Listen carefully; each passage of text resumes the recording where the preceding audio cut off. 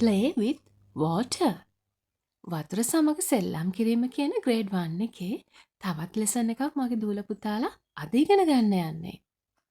මේ පාඩමෙන් මගේ දූල පුතාලා දේවල් දෙකක් ඉගෙන ගන්නවා.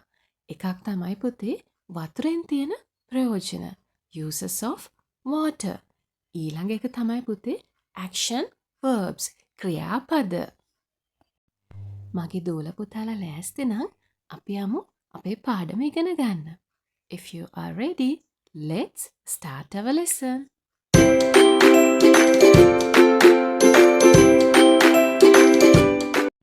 Play with water. වතුර සමග සෙල්ලම් කිරීම. මගේ පුංචි පැටවු ටිකත් ආසයි නේද වතුරත් එක්ක සෙල්ලම් කරන්න? වතුරේ කරන ක්‍රීඩාවක් තමයි පුතේ පිහිනීම කියන්නේ. ඉතින් පිහිනනවා කියන එකට ඉංග්‍රීසි වලින් කියන්නේ swim කියලා.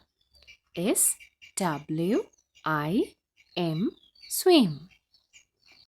ඉතින් මගේ දූල පුතාලා දන්නවද සෙල්ලම් කරනවට ඉංග්‍රීසි වලින් කියන්නේ මොකක්ද කියලා? play. PLAY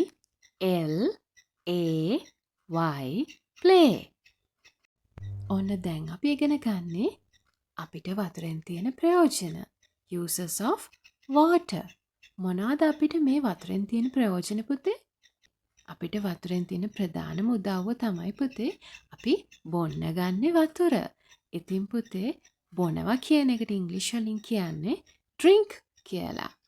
DRINK drink. එතකොට පුතේ අපි නානවට ඉංග්‍රීසි වලින් කියන්නේ මොකද්ද? bathe. bathe. BATHE bathe. අපේ අත්වල කුණු ගෑවුනම මොකද දුවේ පුතේ අපි කරන්නේ? අපි ඉක්මනට ගිහින් අපේ අත් දෙක හොද ගන්නවා නේද? ඉතින් පුතේ හොදනවට අපි ඉංග්‍රීසි වලින් කියන්නේ මොකක්ද? wash. WASH wash. එහෙනම් පුතේ අපි ඉගෙන ගත්ත වචන ටික අහපව මතක් කරගමු. It's time to learn the vocabulary. Swim. Play. Drink. Bathe.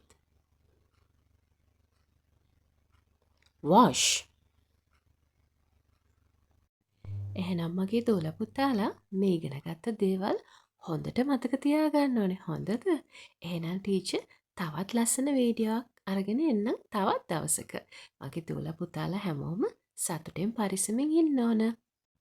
Bye bye children. Have a nice day.